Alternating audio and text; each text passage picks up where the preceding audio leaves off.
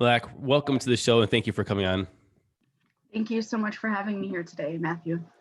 Look, the reason why I'm doing this show, and we spoke a little bit offline, and I just want to let the listeners hear this one more time, even though I know I put it in the intro, is that communities in Northern Ohio are so diverse, but they're not spoken to a lot.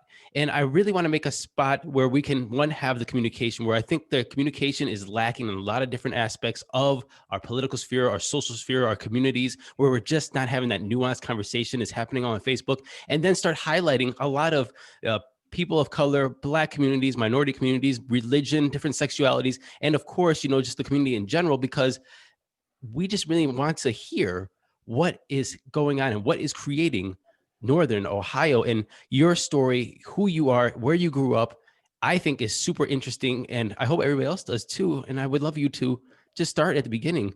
Tell us about you and your family and where you grew up and how it was for you. Well, I want to thank you again for having me here today. I'm not used to speaking on podcasts, but this is super cool. And I'm really excited to be here and kind of share my story. And hopefully it touches and gets a little bit of understanding with, those who may not be familiar with Muslims in America, especially Muslims in Northeast Ohio. So a little background to myself. My parents are Palestinian. My dad's background is a little bit more unique, which makes my family dynamics pretty diverse.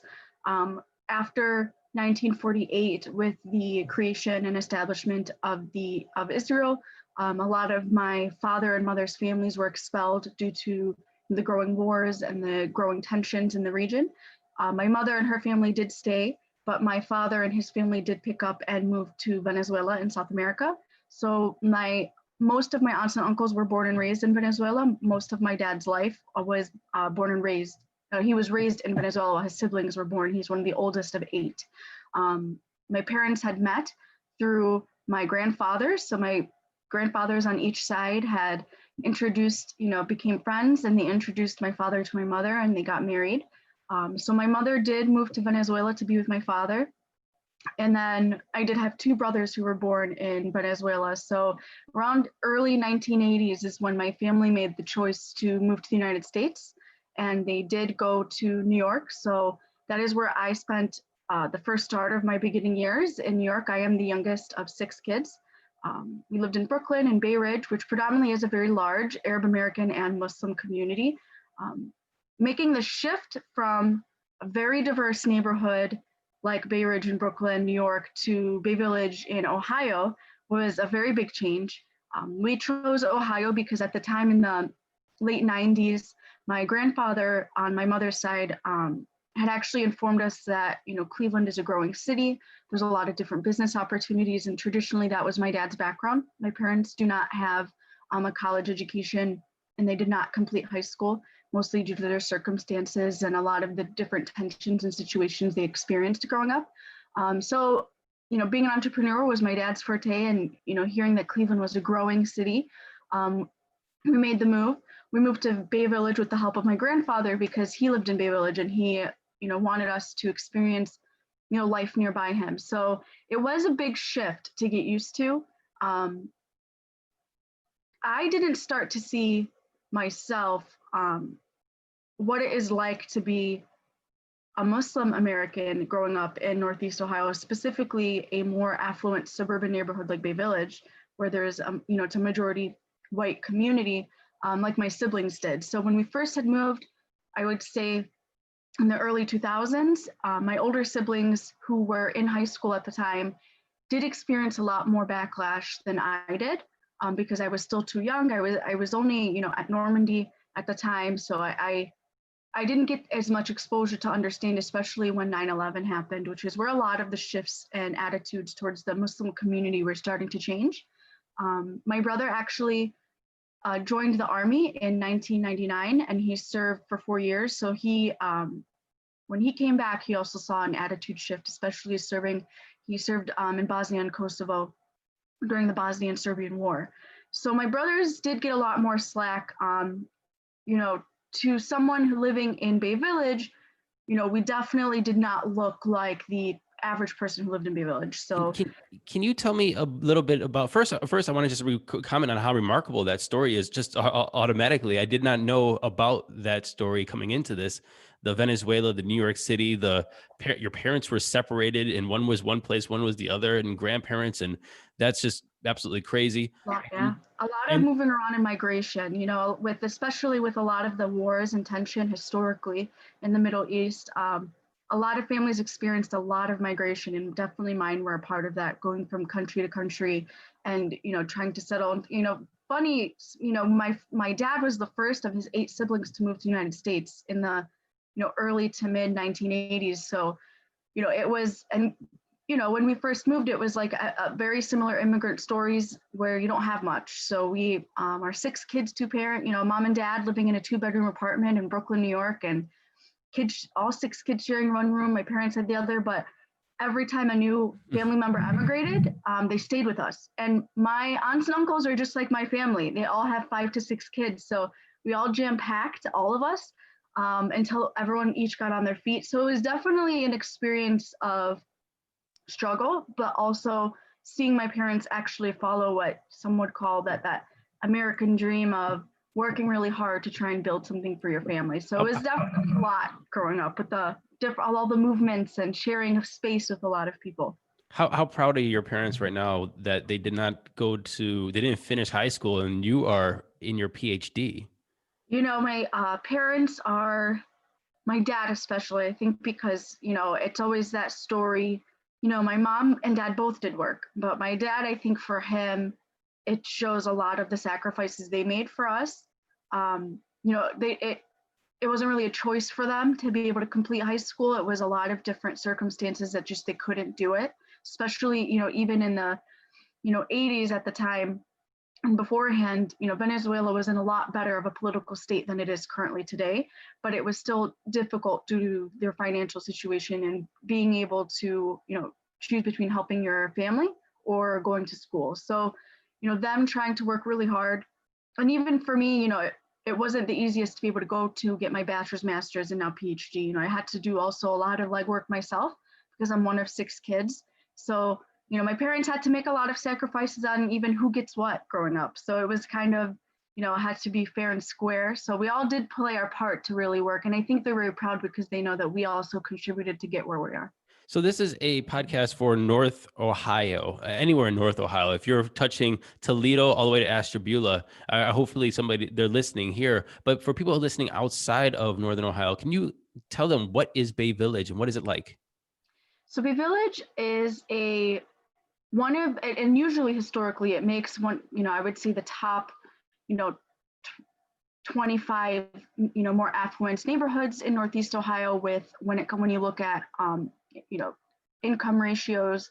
It is a very small town. I forget the number, but I honestly believe it's less than 5,000 residents, if I'm not mistaken. And majority are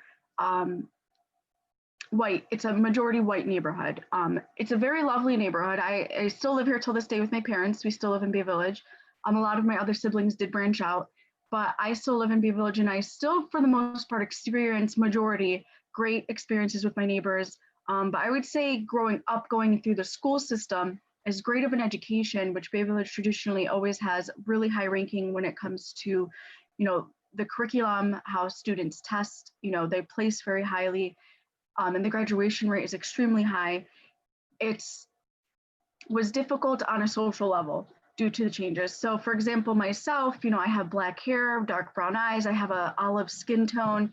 I didn't look like many of the students who traditionally were in my grade. So I couldn't also dress similarly to the students in my grade. So, what comes with the cultural and religious aspects that was very different from what all my classmates had also came with that social factor of a lot of difficulties and barriers to acceptance, because I was one of the only at the time in Bay Village alone. I believe there are less than a handful. So I would say there is no more than 5 families that are of the Muslim faith living in Bay Village. It is a predominantly Christian city, and it's also just very rare to see non-white or people of color in the neighborhood overall. What year did you graduate? I graduated 2011. Okay, so you graduated 2011. So you were in the midst of elementary school when 9/11 happened. Yes. Okay, so tell me about that. Tell me about being in Bay Village, and then what you just described about Bay Village, about what you already were perceived as and perceived probably yourself a little bit in that situation as Bay Village, and then what happened with that shift after 9/11? How did it come into you and your brother and everybody else in the community at that time? You know, I will say for myself, luckily, because I was younger, um, the teachers and also the students, we were all at such a young age. I didn't personally experience too much in school firsthand, but what I did experience firsthand was for those around me who were older, whether it be my sisters or brothers, especially my two parents, who although they do speak fluent English, they both have very thick accents that is recognizable instantly when they speak. Even through the perfect English, it still has a very heavy accent that Right. it was difficult to experience at a young age the type of backlash that was given. So instances of at the time, my mother would pick up all the kids from each school, so whether it was Normandy, Westerly, the middle school, or high school, because we're all across the different ages. Um, my mother is visibly much darker than I am, so I am more of a pale olive tone. My mother is actually very visibly dark brown, and she wears the headscarf. So there were instances, even picking up, my brothers and sisters from school, to hear, parents make comments or, people looking at us funny, looking at her funny. She wears the usually the traditional, what they call in Arabic a jilbab, which is just a very long dress, long sleeves, and it goes to the floor. So it's something that's traditional, but not used to being seen in a community like Bay Village. So, I did know my brothers went through a hard time. They were very proud of who they were always, which they still till this day are. But in a community, especially with, rightfully so, a lot of people were affected across the nation by 9/11. The way in which people tried to show their frustration, their sadness, their hurt, their pain, oftentimes came out on very innocent parties, for example, like my brothers. So fights in high school ended up being a little common with my brothers, feeling like they always had to defend themselves. I thankfully did not experience this, but my brothers and my sisters did experience, words like terrorist and different names, Mm. and different, other names and remarks that really can have an impact on someone's emotional and mental state in that moment. I know my mom worked very hard with the teachers at the schools, and the teachers and the counselors and the principals were very helpful. They really actually were always very open to trying to make sure that we were comfortable and not picked on. But at the end of the day, how I always look at it is it starts at home. And a lot of times the students, if they're not having these conversations with their parents at home, it's very hard for the school administrations to be able to figure out how can they get a better handle on this. So, as I got older, I did experience, I would say starting around middle school. It was a different experience for me around 5th grade, 6th grade, where I started to notice the different attitudes towards who and what I am, because my parents did raise all of us to be very proud of who we are as Arabs and even Latinos, because my dad's very heavily influenced from the Latin American culture, and being proud Muslims. So, it was always funny during school for all me and my siblings, when Ramadan comes, which Ramadan is the month of fasting in the Islamic faith, where from sunrise to sunset, we abstain from eating and drinking and really focus on building good deeds, better habits, giving back to, to charity, donating. And it's really meant to be a sacrifice for those who are less fortunate. So even those who are less fortunate still participate as it is mandatory. But it's, difficult when all your friends are eating, having lunchtime, and they kind of don't understand why you're fasting and you can't eat with them. And because the lack of understanding with that comes with jokes, and then you feel, it was difficult sometimes as the only person in my entire grade who was observing Ramadan and feeling left out when all the other children are not changing their routine. And it sometimes even made me wish or think, is it worth it? Should I even observe, do these things? Should I, Mm, go pray at school, or, find a space, or should I, fast today because I'm the only one in the entire school doing it? So mhm. I want to put like an arrow. It almost felt like there was a lot of arrows pointing at me because I was visibly one of the only individuals in the entire school at the time doing these different things. There were times where grades overlapped. So me and one of my sisters did go to the same schools oftentimes. So in about high school, I was a freshman and she was in 11th grade. My sister had decided to wear the headscarf, and it was a very big decision because no other student at Bay High School at the time, around 2008, was at all visibly Muslim, let alone was practicing the Muslim faith. Um, she transitioned also during winter break. So before every winter break, everybody saw her, without her headscarf. So coming back to school was a big shift, and it was a lot of adjustment with the student body. And Mm. that's where, when I was getting older, started to realize the different attitudes. And I think for my sister, it was the hardest because nobody understood what the headscarf meant. A lot of times, due to the media and the way they see things, a lot of them did say they didn't have a good understanding about what it is.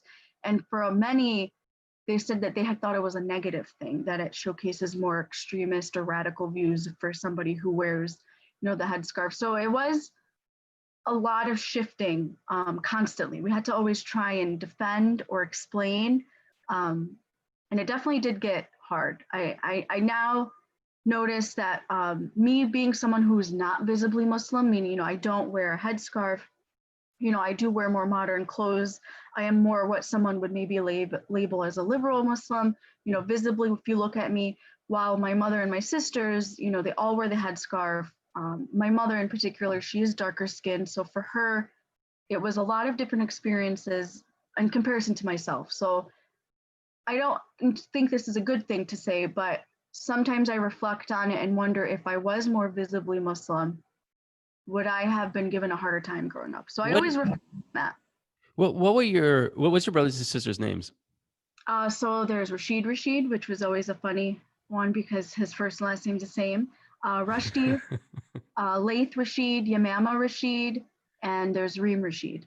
So you had very Muslim sounding names. Yes, so very instantly, you could tell those do not sound, Right. anything remotely, what someone would say, I guess, an American name. There, So there, there was no there are Bobs, no some, Johns, yeah, no nothing. there are some names that do cross over. Like there, we in Arabic, there is a version of Emily, and there's Amber, and there's different, like there's, Michael's. But my parents were very, they picked names that were not easy. Like in high school, my one sister, her name's Yamama. It was very difficult for a lot of people to say her name, rightfully so. So people would make the name Yo Mama or Mama or Yo, so everyone would call her Yo. And at the time, you think it's good, right?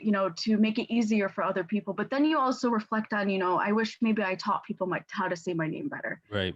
because it's who you are. So for me, a lot of people would say my name for the most part, or they would just say Mel. So I was known as Mel a lot. So it was kind of like a diminishing, sometimes in a way, of who I was, because it was assimilating more than what I was used to, but it was also a compromise to maybe feel more fitting in by compromising a few things. You said that you understood that it was difficult for others to say your sister's name.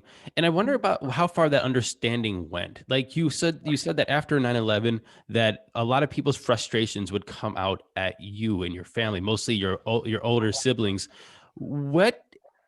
How far did you understand that frustration? How far did you understand, like, you and your siblings and your parents understand the environment or the atmosphere in the United States at that time after 9/11, and understand that there is frustration? And when did you cut that off and go, this is not cool anymore?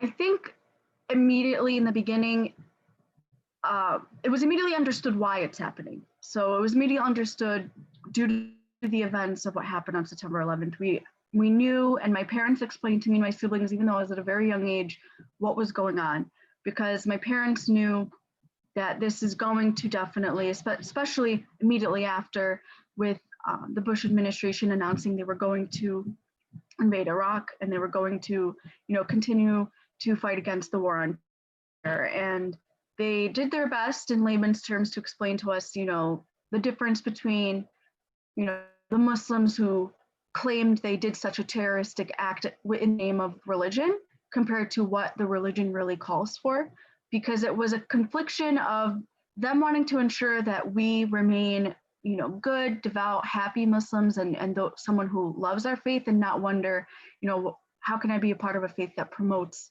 such activities when a lot of times, people who conduct these acts in the name of religion or specifically in the name of Islam are not doing what the religion says. So that was my parents' main focus. I think for myself specifically, I think I started to realize that I'm not going to tolerate it, or, I've always been somebody, and it's weird, maybe it's because I've done it my whole life, even till this day, explaining myself or explaining and defending, my being or the religion or the country I come from and, what's going on. I think I got a little bit more comfortable standing up for myself without always having to be apologetic, not until after high school. So I would say in the more recent years of my life is when I realized I can still defend myself while also being understanding to the other party who may not know where I'm coming from. But I did before, up until high school, I'd say freshman year of college at Cleveland State University, I was always very apologetic. And I came to realize being only apologetic actually affects me and affects how I view myself in the eyes of the community I'm in regards to the overall population. Like in every aspect, it's more hurtful for me because I'm not defending myself and a religion where if you think the global impact of how many Muslims there are across the world, it's the fastest growing religion and it has over 1.8 billion observers.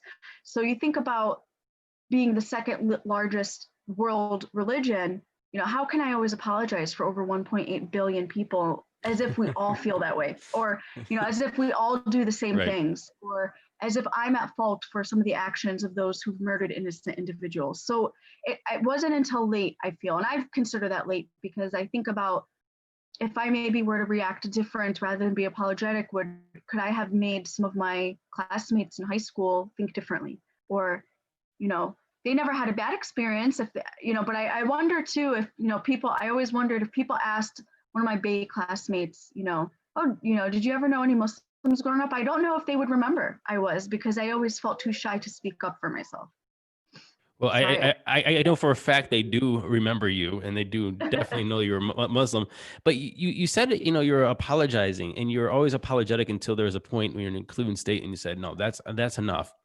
But we have this different atmosphere and climate now in the U.S., especially when it came to the immigration or the travel bans, and we call in air quotes the Muslim bans to certain countries for one reason or the other. We don't want to get into like the nitty gritty of that, but that definitely carried a weight when it was called the Muslim ban, especially being Muslim in the United States, in a majority white community in Northern Ohio, already a minority. And then there's like almost like extra layer of just an extra layer spread on all of that.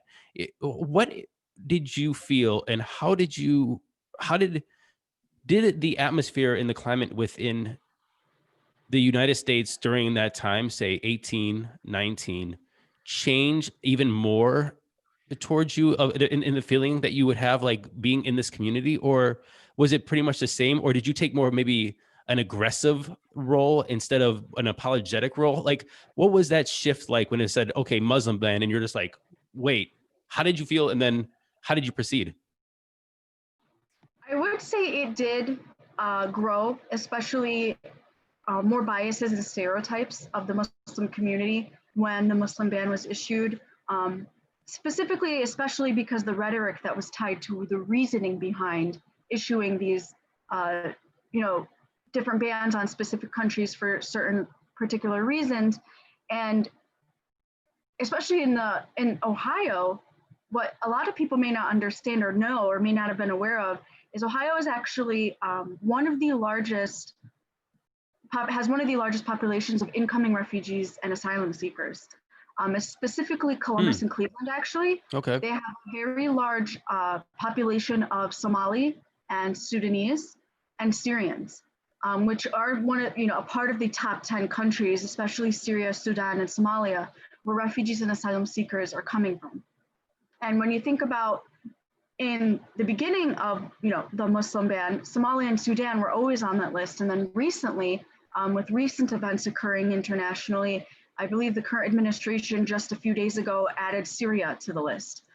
So you think about the impacts that these communities have in our cities, and statistics have shown, and different studies have shown, and if anyone's looking for information like this, Global Cleveland has it, where how are they contributing to the at-large community? And a lot of times these refugees and asylum seekers instantly, once they get here, they get a job.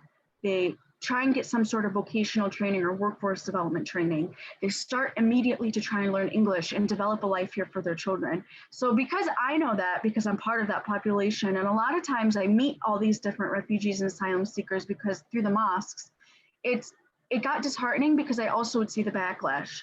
A lot of times continued that rhetoric that we see on the media, and that the reasoning behind picking these certain countries is due to increased terrorism and increased dangers that they could present to our country and border security.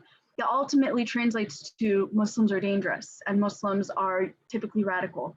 So it did really change and continue to increase with the attitudes and the rhetoric. I know that hate crimes against Muslim Americans or Muslims in America has risen since the current administration gained office 4 years ago. So I've visibly seen it, especially because I'm older, and maybe in the college environment, I started to visibly see it a lot more. Maybe people our age had to play a role. Also in college, it's a very public open space where you can exercise your rights a little bit more than in high school. And you hear a lot of the different words and attitudes in our classrooms. Especially, I studied in my bachelor's degree, political science, so I took a lot of debate classes. I took a lot of politics and government classes. So you hear a lot of the students' views, and a lot of times it aligned with what they were hearing from our administration, what they were hearing from the media. And I would always approach things in a way that was trying to come from a point of view of understanding, while also trying to provide them reliable information because to see if they trust it and to see if they'll believe it. But that also gets hard in a world where, people believe, oh, you're part of that group, of course you're going to defend yourself. So it was always an uphill battle. And I would say within the last 4 years, especially since 2018, specifically the last two, it's gotten even more difficult to try and find common ground or even a sense of understanding with somebody who really has their views, very specific to, Muslims are not compatible with American values. I always try to play the skeptic a little bit because I always think that's always for better conversation too. But throughout history, there's always been that other person.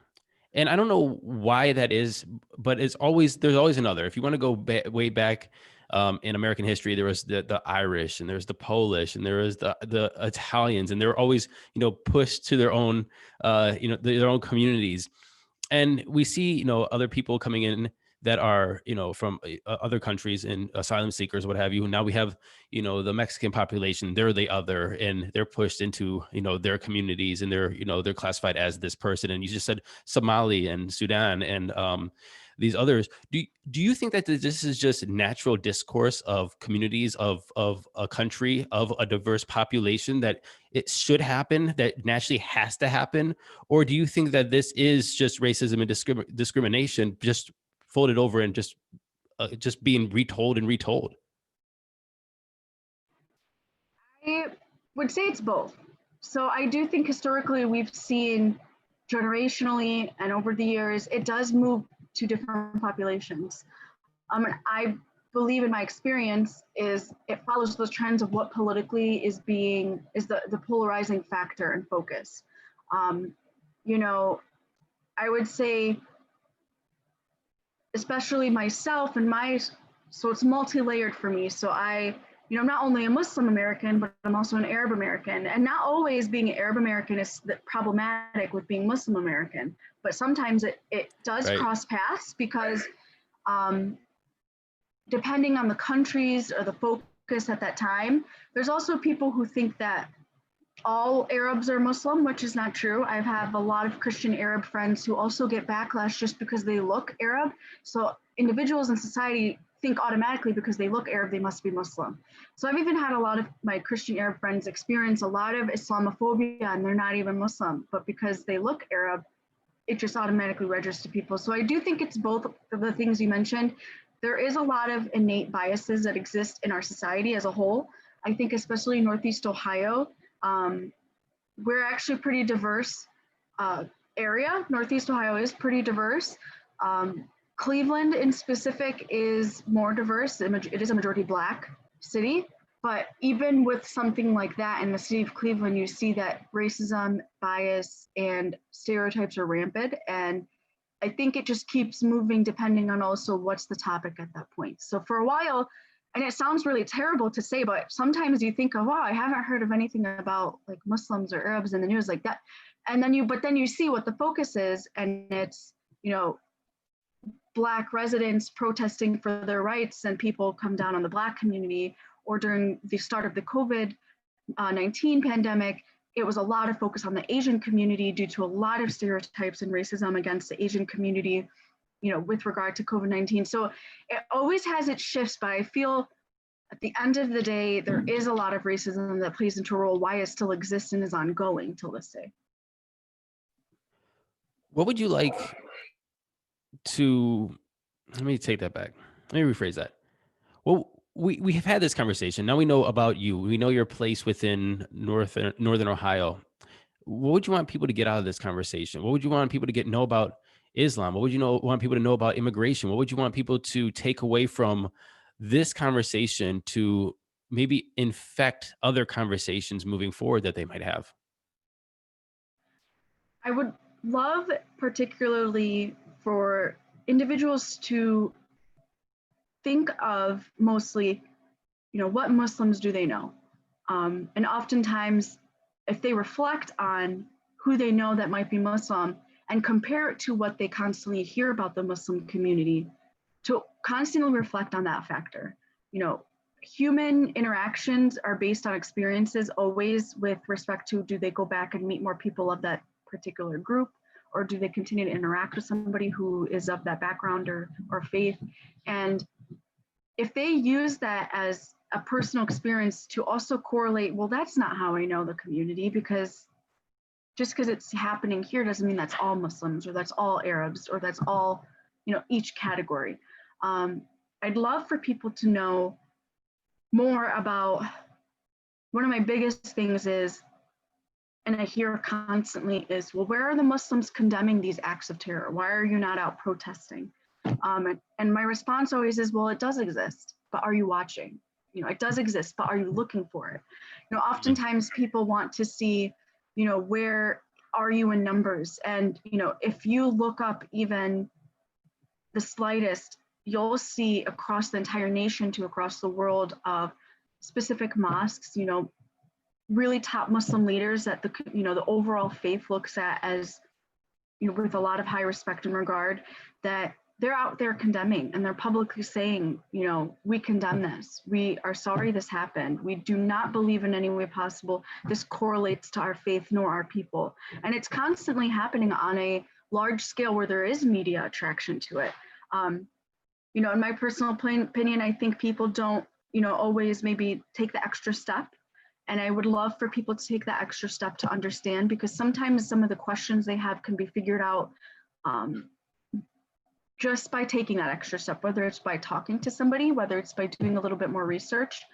I think those are the two biggest takeaways. And I guess my last takeaway would be, I really would, want viewers to explore, go out beyond, visit your local mosque. They're so inviting.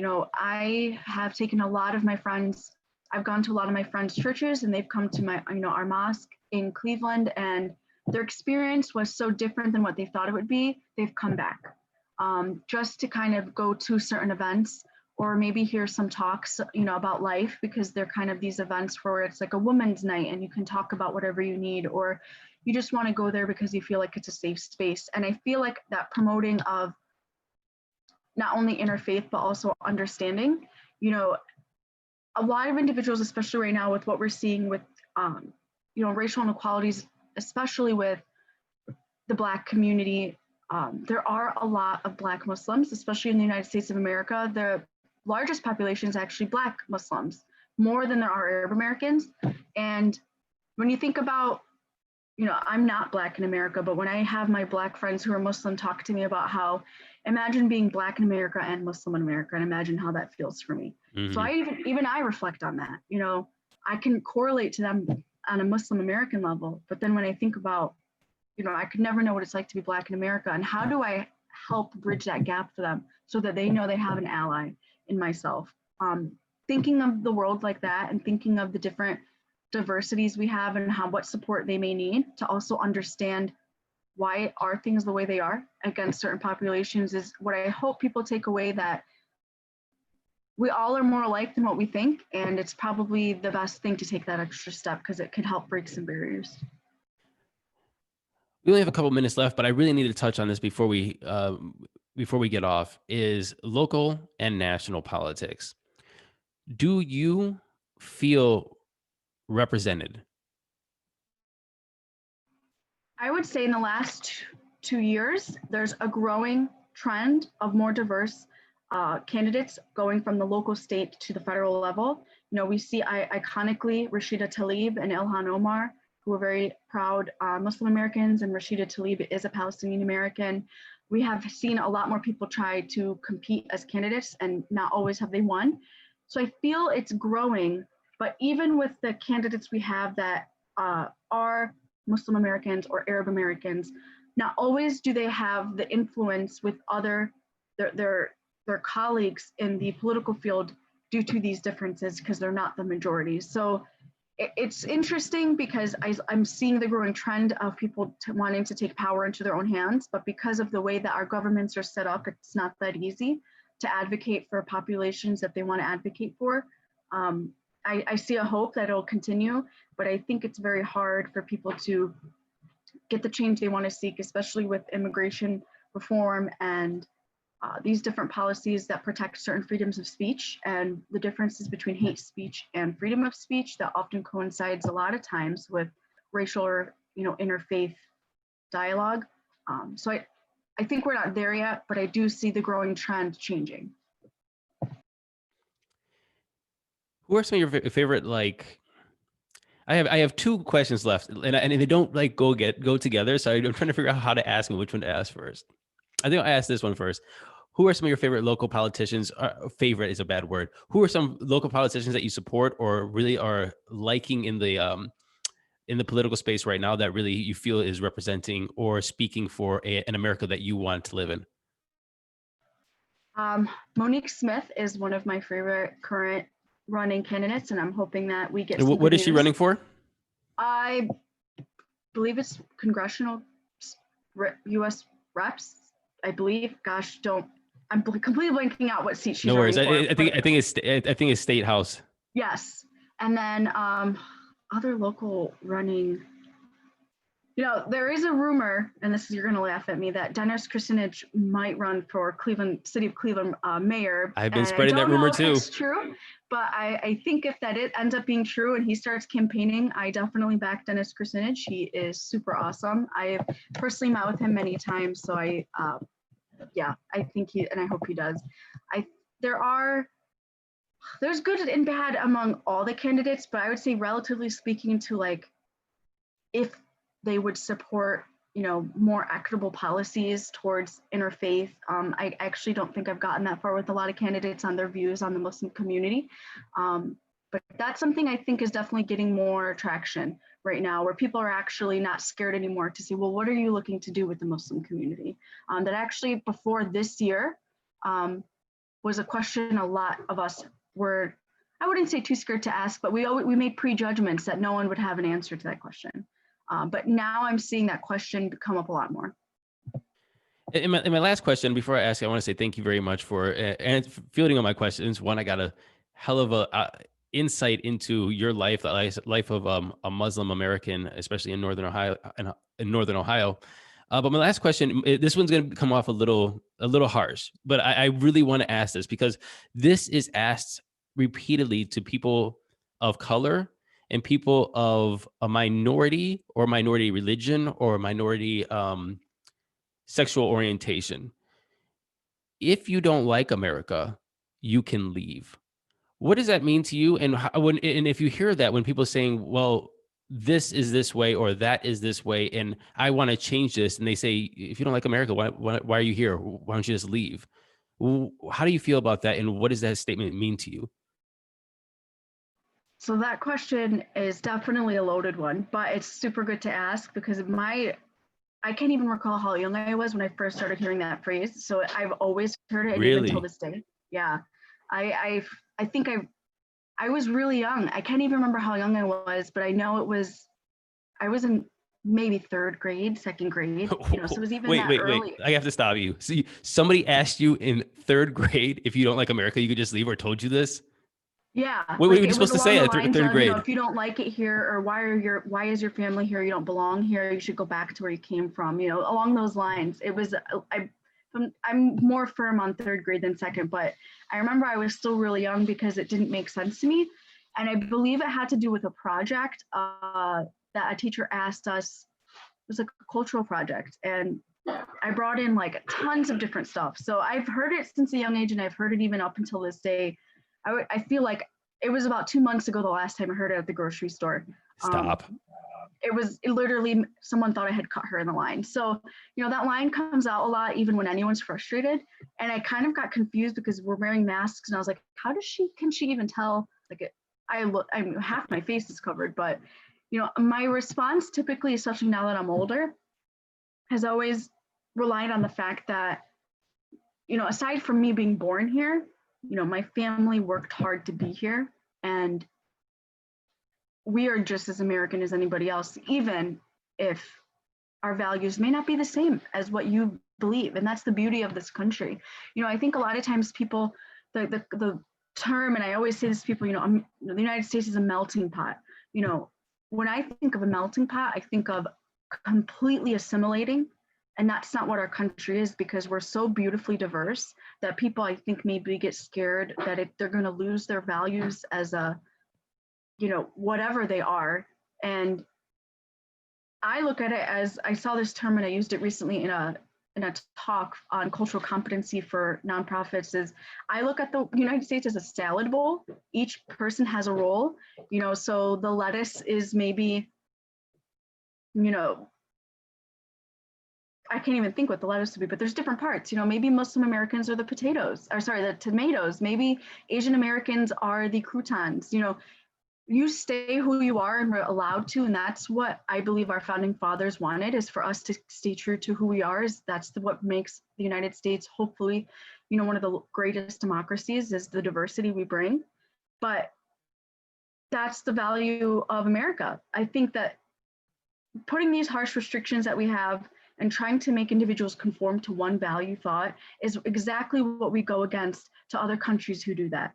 So when we call other countries suppressors for controlling their people, controlling their voices, and making them all conform, who are we if we're going to tell our own people that they can't be who they are with all the freedoms that they were given under the Constitution? So that's how I always respond back, that it almost sounds hypocritical. We definitely don't like it when other countries suppress their people and make them conform to their one line idea.